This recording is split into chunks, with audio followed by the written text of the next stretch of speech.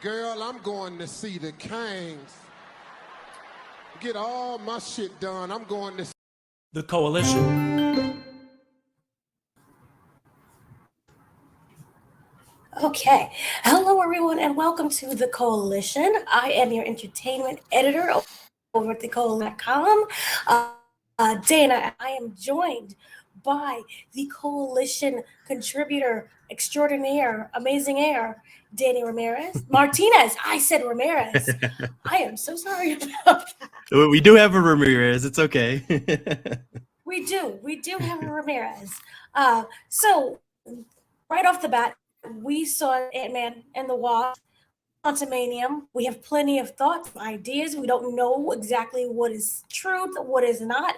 MCU, Marvel does change a lot. So right off the bat, what was kind of your thoughts, Danny? Oh man, so excited. The trailer was I feel like it was mostly focused on Kang, so Kang was it. Kang was the most exciting part for me. That was the build up right there. It was yeah. Wonderful. It's kind of interesting that this is a Ant-Man movie, but it seems to not really be. He seems to be the side character because it's all about Kang. If you kind of look at it, Yeah, I how it was mean, framed, we got more Kang information. yeah, it kind of seemed that way. I mean, I think people were pining more over a more complex villain. Like Thanos was was a great he had great motivation and he was a great villain. And I think one of the complaints with the fans is they don't have that many complex villains in the entire MCU. So I think they're kind of taking their time building him ever since the Loki season, and now he's got it in Quantumania. So I think, yeah, the big focus is going to be on him, and Ant-Man is kind of just helping pave that way, I guess. And we do know that he's going to be in multiple movies. So, kind of again, like the Thanos situation. So, this is his Hmm. big, we can't even say his big appearance because he was already in Loki, but this is clearly Aiden King. Yeah, different So, Kang. that should be That's interesting. the evil variant Kang. That's what I'm excited for. But it's not the main evil one, it's not Conqueror King. Who I don't knows? think Who so. knows? Maybe. I mean, obviously we can go through, like, guesses and stuff. What might happen in the end? For all we know, that this Kang dies and brings birth to another Kang, Kang the Conqueror version. There's all these different variants, and if if you know the comics as well, there are many versions of Kang that they can introduce, absolutely, that are connected to Avengers in different ways. And we did see some of that in Loki. Remember the statue Yeah, that he had on the yeah, desk of the different kings that was animated, different kings fighting each other. yeah. So that should be really interesting there.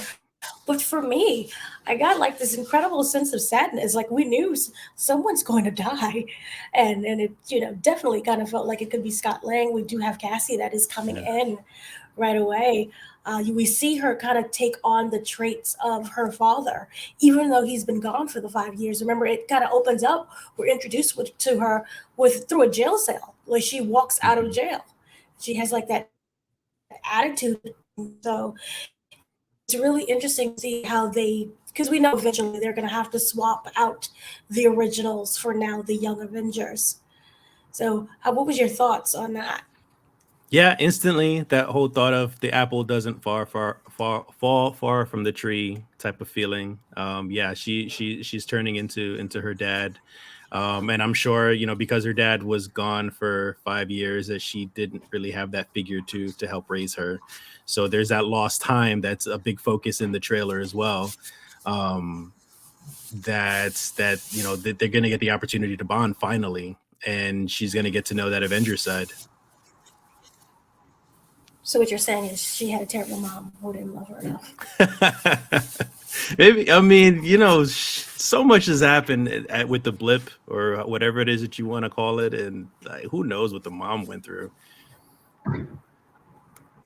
It's very true. That is, but also one of the things, one of the things that we got to talk about. This king, he seems to be, I don't want, maybe a manipulator a little bit, because he seemed like he was trying to befriend Scott. when we first introduced to him, like, hey, I've been stuck down here. Can you kind of help me? And we do know that kind of been introduced to Quantum Realm previously. I believe it was the other Ant-Man, like what was the after credits? Because we do know that they got, I could be mixing up movies, but we do know that Janet was stuck down there and she was building things to try to get out.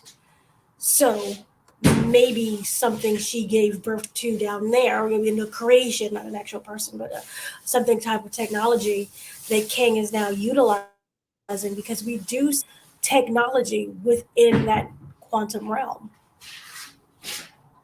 Yeah, was it Janet Van Dyne, the mother? Was that her name? The mother, yeah. Michelle Yeah, Pfeiffer. I mean, she's just as smart as, if not smarter than the others. So I'm sure that Kang probably just used her as he's probably going to use Scott Lang, to kind of just achieve his goals. So she was probably the smarter one, developing some sort of technology or something for him down there, and maybe it's partly her fault, and she's trying to avoid the whole thing, which is why they kind of hinted at, that they should stop sending some sort of beacon or something into the quantum realm. Mm-hmm. And also we kind of got like there were signals or something, a connection maybe in previous movies. We do know that the whole Wong situation, remember we would know the 10 rings, but remember, I believe it was at Yes. the end where he said it's sending a beacon. So I just want to pull this up really quickly if I can find which one it is. Here we go. So for example, remember that he kept saying it's sending a beacon, and it was like, well, where to? And we were so many movies apart that we really didn't think of quantum realm. So do you feel that this could be a connection to the 10 rings? Because if you look here, you see the yellow, and then within this shot here, see how everything is kind of the same energy? Yeah, I actually didn't catch that until, so originally when I first saw the movie, I thought it was more like sending a signal through space. So I thought it was more space related, alien technology related.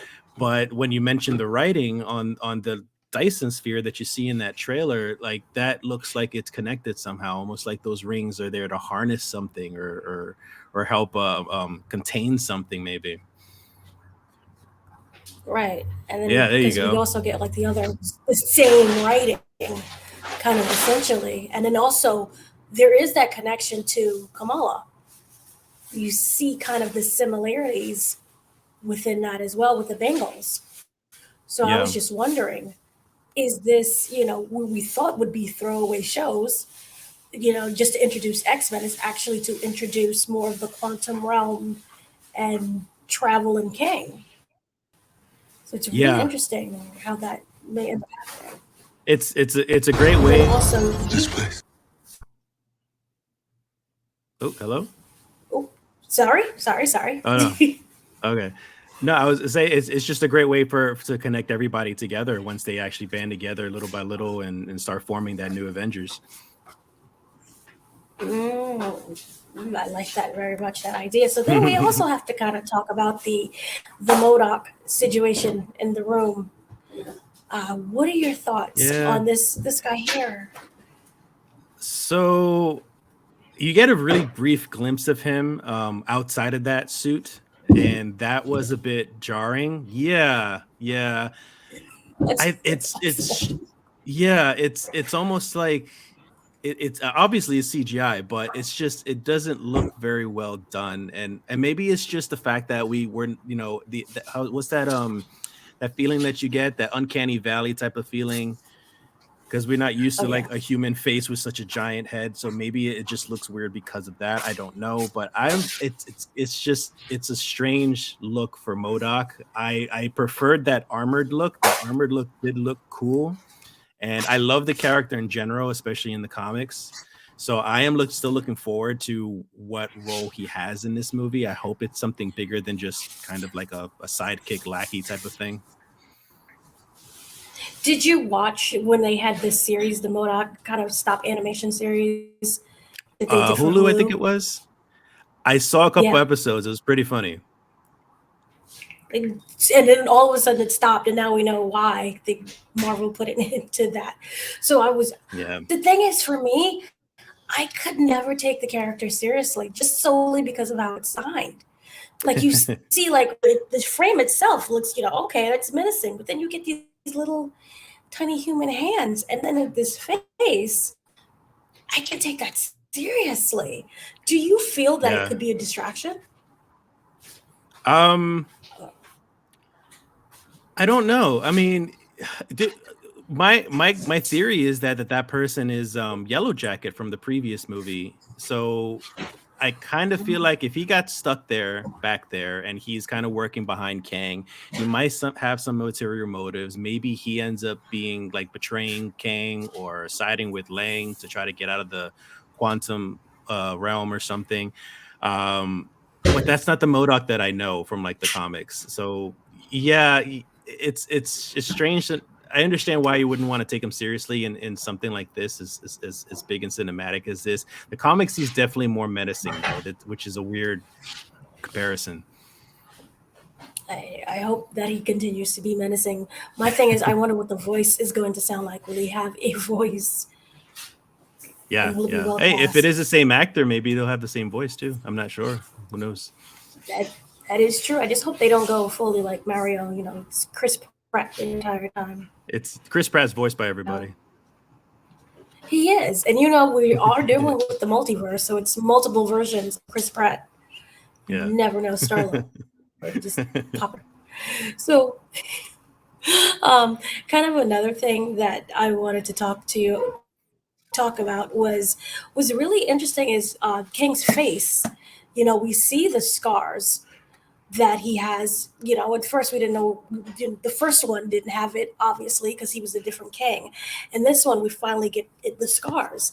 It's concealed by that blue mask that he ends up wearing. We do know that, from my understanding, the mask kind of is an energy shell, and Mhm. so it may seem like it helps him to survive in that area of the quantum realm. I don't know whether or not we do know that he was stuck down there.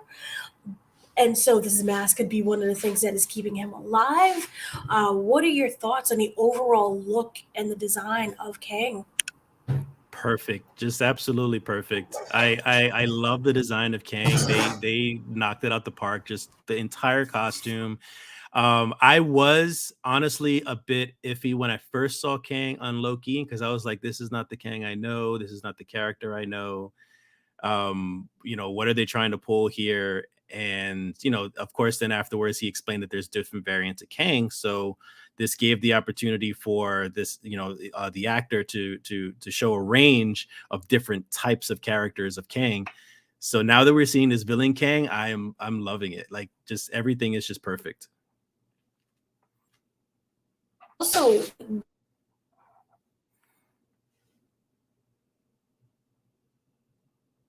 I myself. lost your sound Sorry, there. just muted myself. Okay. It, yeah, I muted myself by accident. It seemed like Okay. there may be some kind of situation with the time stone.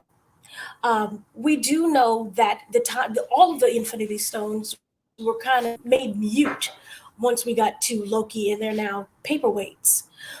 But that's dealing with the TVA. Do you feel that they still have purpose now, especially when it seemed like the overall theme of the trailer was about time? You lost the 5 years with your daughter. I'm stuck down here. We all need time. I have something that I can bargain with, which is getting that time back. Do you feel that we're going to see a time stone or any of the stones make an appearance?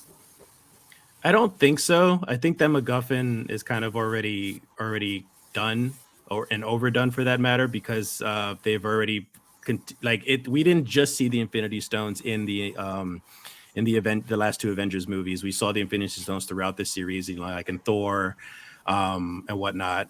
So I think that whole cameo with the Infinity Stones in the TVA was more of just a gag joke, just to kind of show that the original stones are destroyed, but there are other stones that do exist in other realities. They just don't work, they only work independently in the reality they were created in. So I think they're really more, if anything, if they're doing time, they'd probably do the Pym particles. They probably focus on Pym particles like they did before, in order to use time travel. And if not, then maybe Kang. He is smart enough to create his own machine or whatever it may be to mess with time. So maybe it's just Kang. Okay. Now, also one of the things that I got from this seemed to be kind of jumping off of what you said, the heist movie, was you see this.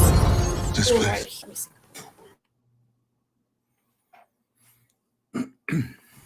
It went by so fast. But basically, we see the kind of the ring situation in action, where it looks like when we're down at the quantum realm, it looks like there could be around 10 of them. And we do know that it seems like he's sent on a mission to find either rings or particles or something in order to get him out of the quantum realm. Why he can't get out, we do not know. But we do know that Scott maybe could be able to get out. You know, we do know that he is using this kind of deal with him, and it seems like he has to help him in some way. I mean, we all know that it unleashes the Kang dynasty. So in terms of this could easily be another heist movie, which we know Scott is a thief. He's really great at this. We lost T.I., unfortunately, because of his whole situation.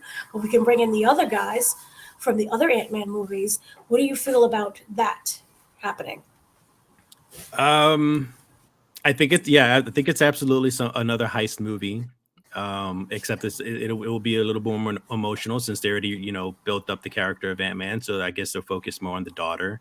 It didn't seem in the trailer they focused a lot on the Wasp, but we'll see in the movie, I guess. But I would bet that they're going to take the opportunity to develop Stature, which is the comic book name for his daughter. I think it'll be heist. I think whatever is in the center of those rings, whatever it is that it's like containing or keeping safe or whatever it may be, I think that's what they're after. Maybe some sort of energy source in order to power up like Kang's machine or something in order to get out or destroy or manipulate whatever it is he's looking to do. So I think that's what it is. It's what's in the center. Okay, you see, and that also kind of ties in, you could say, ties into with Kamala Khan and the Bengals. Yeah. As well as possibly the same technology, maybe the same material or something like that. Kind of pull out something I saw online. You see, my thing is like the writing seem like it's significant. I don't know whether or not that this will also include Wanda. We do know Wanda's dealing with her whole situation, and Vision Quest is somewhere popping off, and not to add like 20 people into a movie, but I just wonder if that also all connects, because we have technology. We know Vision is a live version of him, or is that too much far down the rabbit hole? I mean, it's comic books. Anything's possible, but I don't know, because since Quantumania or since the Ant-Man theme is more focused on like the sci-fi scientific aspect of things, I don't know if they would really it'll really mesh with the magic part, especially with Wanda, because we don't know what happened to her after Multiverse of Madness. I mean, I do hear a theory that she might be coming back or resurrected even in the Agatha Harkness TV show that they're doing for Disney Plus as well. But just theories aside, I don't think they'll add any magic to it. I think they'll still focus more on like the science aspect. Do you feel some kind of alien species invasion? Because if you look at MODOK and his inclusion in it, or is that too much? MODOK as an alien? Yeah, something, I don't know. It just feels like we do not think there is a civilization that is living down there. It feels like it to me. What do you think that could be alien based, or is it just other people? We do know that there was a scene, it was a shot of multiple Scott Langs kind of climbing up, creating like a formation of ants. Are there is it just full of different versions of the same person, you think? Or I worlds? think that's what it was. I mean, who knows? But my guess was that, yeah, I think they're touching on the variants, and I think all the variants were helping him out in a way. Or maybe because the quantum realm, we don't understand it that well. Maybe he found some way to multiply himself, manipulating the atoms and the molecules there. So he found a way to multiply himself somehow and do that. But it kind of seemed, I mean, any creature that's not human, we're going to say they're aliens. So, they are aliens in the quantum realm because they're just not exactly, how do you say, terrestrial. We do know that Bill Murray is cast as Lord Kralar. And we Mhm. do know that he's associated with a whole other dimension of the microverse. So Really? that is, yeah. So we could get to the microverse if they don't change, the comic. Again, we don't know. But Yeah. how would you introduce that? Multiverse, the microverse? Man, I feel like that's what they would do with Ant-Man in general. Like, even if Stature ends up taking over, they'll probably focus more on the Ant-Man franchise with multiverse and microverse and the miniverse and quantum verse and just all those verses, uh, um, and explore those worlds. Because I remember, I forget the character's name. Black Knight, I believe, is a character that they're trying to introduce. It's the gentleman who played Jon Snow. He's Kit playing the Harington. Black Knight. Yes, I know. Originally in the comics, he was in the microverse and kind of released out and that sort of thing. So I think the microverse is a good way to tell more stories in other worlds, especially for the Ant-Man universe, and introduce other characters. Now, there was an interview that was done with the concept artist of Ant-Man and the Wasp, and they explained that there was a version where they went down to the quantum realm and it was composed of memories. And that's kind of how the characters were. It was weird because you could explore your memories through the quantum realm. So that should Mm. be interesting. Do you feel that that's something that should even be included? I don't know how that would work in a quantum realm, but I know story wise that, I mean, that works perfect in order to understand Scott Lang's motivation with, losing all that time with his daughter and all the time that his daughter missed. I'm sure we'll probably run into her memories and all that time, being alone without a father. I think it's a great way to include that connection or lack thereof because of all that missing time. Mhm. And also, we do know that there was a piece of equipment. We know already about what the things that was spinning and what those meant, but there was also King's equipment, where there seemed to be like a high tech kind of army, and that we Yeah. do know that he could turn that easily against Scott Lang. So there's a whole group of things that is just down there to explore. It's the whole universe itself. So how do you feel that that technology could be used not only just within the quantum realm of this movie, but overall when we get to probably the King Dynasty? Yeah, in the trailer it says it as well. It says, witness the beginning of the Kang dynasty or the beginning of a dynasty. And I think that's what we're seeing is that my guess is if he doesn't die, if he's not the King the Conqueror and he is the big bad, this is the official one, that army is going with him. That technology is going with him. That entire empire, for all we know, is, it escapes and floats into space or in the stratosphere and starts causing all this chaos or something like that. Like, who knows? But he's definitely got the resources to start something. That is true. And also, we do know that again, multiverse, we're getting multiple versions of something. So kind of like a fan thing out there. Who would be kind of the Dark Avengers or alternate Avengers for this that could go after the main Avengers? Because we have so many things that's down there in alternate versions. Uh, you mean like who would be the Dark Avengers? Not in terms of who could it be that King could recruit, because we do know that there are Mm. multiple versions. We've seen the different Scott Langs when he was side by side next to another version. That wasn't like him being duplicated. That was a different version of Scott Lang. We saw the difference in the body. one was more thicker and one was thinner. So I was wondering, who do you think could be a team member, an alternate version of the team member that's on Kang's side? Because I, again, kind of feel that maybe that's what he could go up against. Because remember, he said, "I killed you before." Yeah. Yeah, he has experience apparently killing Avengers, so he asked him, are you one of those that I've killed before? So I am sure if he is averse to the multiverse and he knows the Avengers that well, there are some bad Avengers, some evil Avengers. I personally would love a twist that we get an evil Tony Stark and we bring back Robert Downey Jr. as like a baddie Stark. That would be really cool. So not like the Tom Cruise, how people kept thinking it was going to be in. Tom Cruise is nice. Tom Cruise is good. That would be a good second. A good second. Wait, so do you want all of the Avengers who died to come back? No, not necessarily. I mean, I think the Captain America arc was done very well, especially him being old and lived his life. So the new Captain America, beautiful, perfect. I think he's fine. I think a version, there is an evil version of the Hulk that would be interesting in another universe thing. I think they touched on it actually. Oh no, they didn't touch on it. They touched on it on the Avengers game. Is a character called Maestro, which is an evil version of the Hulk. And that would be cool to introduce as well, because I don't think MCU has really done the Hulk very, very much justice throughout his time growing as a character. So I think that's another one that would be really cool.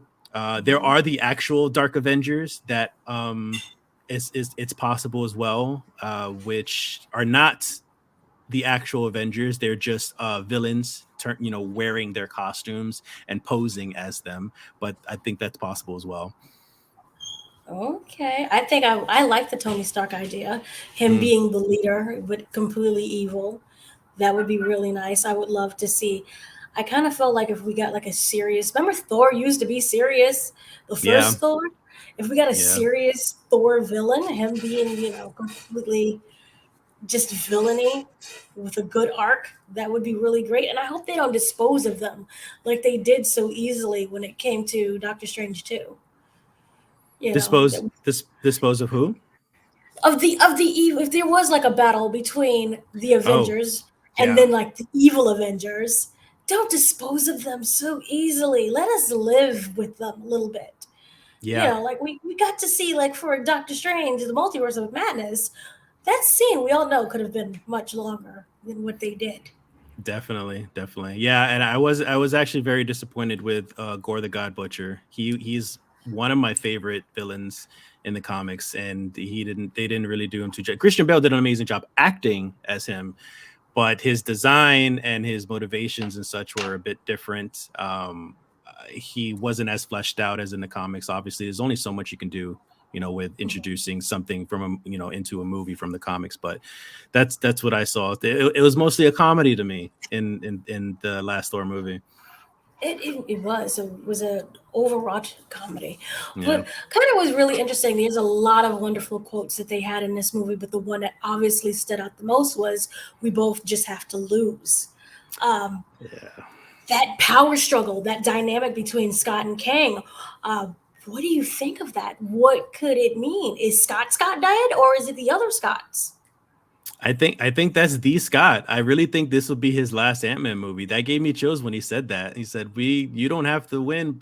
What was it? He said, we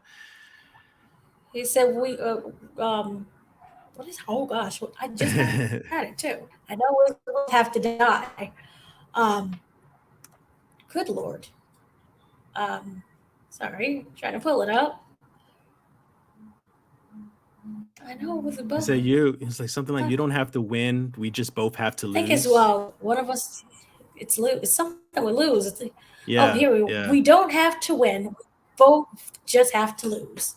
Yeah. What in the world could that mean? And that very much looks like the climax of the movie, when they're already fighting and they're damn near just holding on to each other, just fighting. So I think we're gonna lose him here.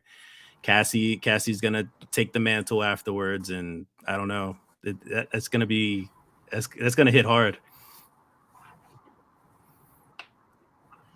Well, you look at it this way. We do know that, well, Kang could easily die because there's multiple versions of him.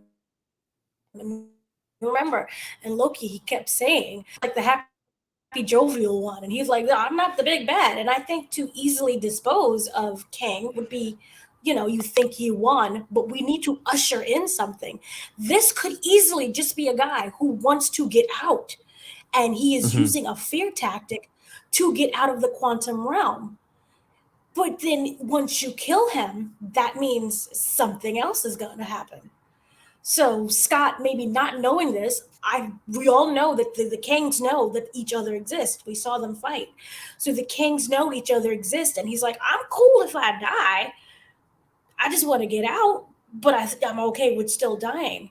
But Scott doesn't know that. And maybe as a revenge tactic, it could be like, yeah, kill me. I'll let you kill me. And then here comes the big Ah. big baddie.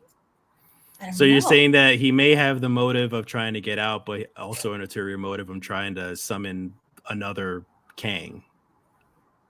When he realized that he can't get out, or maybe Scott fails, he's stuck down there forever. You're Yeah. okay with dying, so that could be one of the things, because we just both have to die. That is what stands out the most. It feels like Scott is willing to sacrifice himself, Hmm. and he thinks he's saving the world, because you do have that little air of cockiness that they did introduce with the trailer. We've seen him at the beginning, him loving the spotlight and writing these books and like, yeah, I'm an Avenger. I killed Thanos. And we all know he really didn't, though. But him kind of loving the spotlight. So yeah, you love the spotlight so much, you can now be the hero or die the hero, but not know Yeah. that what you did down here ushered in way worse than what actually happened. Yeah. So I guess this is where he learns the downside of being a hero, all the sacrifices that need to be made. that is true. Or maybe do you think that King knows the other ones are around? The other Avengers The or other the kings? other? The other kings. Oh, absolutely. Because we Yeah. do know this is the king that's, oh, sorry. No, I was gonna say, I mean, because this Kang seems like he's trapped. So I don't know who trapped him, but if he's been out there in the actual world, then absolutely he knows the other Kangs. Whether maybe he put himself there by accident or something. But then this also makes me question, what was Janet doing when she got stuck? All Hmm. those years down there, and remember, time moves differently in the quantum realm. What was she doing? Does she already know who he is? Was she working with him? Because Oh, remember, she was scared. She was scared when they were sending that beacon over. So yeah, I think she does know. and do you feel also, because there are so many different TV shows and movies that were in motion that could have caused this at the same time? We have the whole, because we do know, for example, the splitting of the multiverse kind of happened at the same time when Wanda was becoming Scarlet Scarlet Witch. Witch. Yeah. So is they are to blame, or do you feel that it could be something else? Could it be Kamala? Could it be the Ten Rings? Because that's sending a beacon. And then I would. Kamala disappeared out of the blue. We don't know where she went. Yeah. Yeah, I would think, if anything, I would think they would be more connected to the Ten Rings, because since Wong had already said it's sending some sort of beacon somewhere, and they don't know where it is. It's just, they said is, I guess, far away is what they said. Mhm. Um, it could lean more towards that, I guess. Okay. So that should be interesting. So now it's Yeah, like, well, how does Miss Marvel's connect? And then how does we're not getting another Shang for a while, so that's okay. yeah, we haven't heard anything. I mean, I'm sure they mentioned. Wong is getting his show. Oh, is he really? Yeah, everyone That's gets a awesome. show. I love I Wong. hope it's him and Madison, I hope. But we do know. Well, that would be hilarious. But we do know that Wong is getting a show. He's the Sorcerer Supreme. I think it's well deserved. It is well deserved. He worked hard where everyone else Yeah. decided to just disappear away.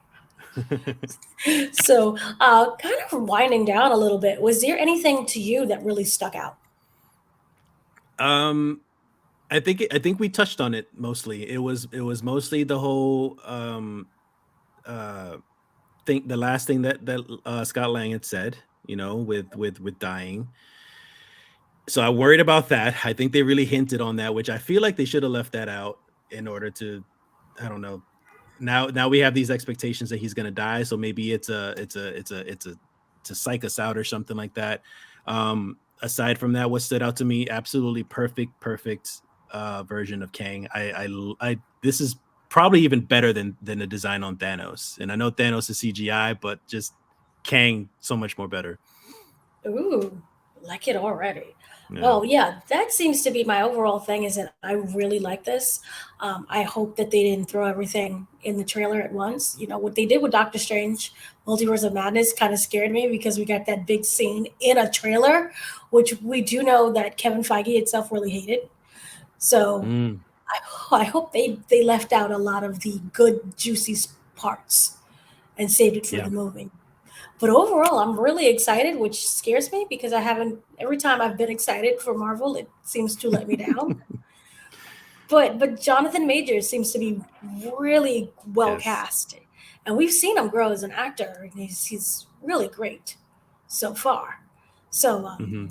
I just hope that it really pays out. I'm really excited for what we got to see, and I'm excited for hopefully what we didn't see.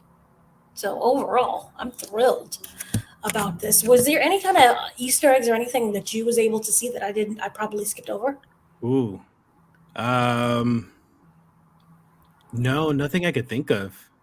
Nothing I could think of either. I think we kind of No. maybe almost got it, and then it was going to be No. like a huge report from I New mean, I Rock. watched it. I watched it like 7 times even before we met up, so I'll probably watch it another 7 more, and maybe watch me catch something then. That ends up what happens. Yeah. So yeah, that should be really. Oh, the one thing I did want to say was, we did see him kind of Kang in his full arm, his full gear, and there was like energy or some kind of power shooting out from his Mhm. arms. Uh, uh, that looks interesting. I don't know what that is all about. Maybe that could be a scene of him trying to power that technology that's down there, the energy source. Yeah, it could be powering something up. It could just be technology for self defense. He was smart enough to he built this suit to protect himself in many different ways, and he's a highly intelligent person. So I wouldn't doubt that he's it's probably just some beams to shoot and defend himself, if anything. And then also, I was just wondering if the fact that the kid, because we do see a Ant-Man mask that is completely destroyed by Kang. I was wondering, is that truly Scott Lang? It's like the Scott Lang we know. Well, Maybe they might pull a fast one. They could pull. I mean, because we have all these variant Langs in this trailer, they could pull a fast one, and the one that sacrifices himself isn't the one that we truly know. Maybe it was a different one. Who knows? who knows? But yeah, that seems to be everything that I could think of. Overall, I'm really excited for this. I don't know Yeah. what to expect. I hope it's not predictable. So I don't think so. I'm excited for more story character development. I think MCU for a while they've been focused a lot more on just action and spectacle. And I kind of miss the more character development aspect of it. So we're getting Cassie Lang, development with her, development with her father. So that'll be interesting. And of course, character development with Kang, which is the most important thing. I mean, villains are just as important as the heroes. He's a person too. So Yeah. yeah. Yeah, overall, again, excited for this. I think that we touched on everything. Yeah. So, anything you want to promote? Yeah, I have a gaming podcast. We do gaming reviews. We talk about the industry as well, just anything in the news that catches our eyes, and we talk about, debate, argue, whatnot. You can go to gamerguardians.net for all the content. I got it in audio form. It's on YouTube. You can also check our social media there, and you can join us live. Though we do it every Thursday at 10 p.m. Eastern time. Wonderful. And you guys already know you can catch up to Coalition. We do videos, we have video games as well. You know, Danny is a huge part of that. We do TV shows, we do movies, we do a multitude of things. I'm currently working with the Television Critics Association. Well, so we're going to talk about a bunch of TV shows that come out. Make sure you watch The Last of Us TV show because it is amazing. So 4 episodes. Can't wait. Yes. Can't wait for that one. So once again, thank you so much. Have a great day, Thank you. afternoon, and evening. Thank you for joining me, Mr. Martinez, who is not Appreciate Ramirez. it. Wonderful.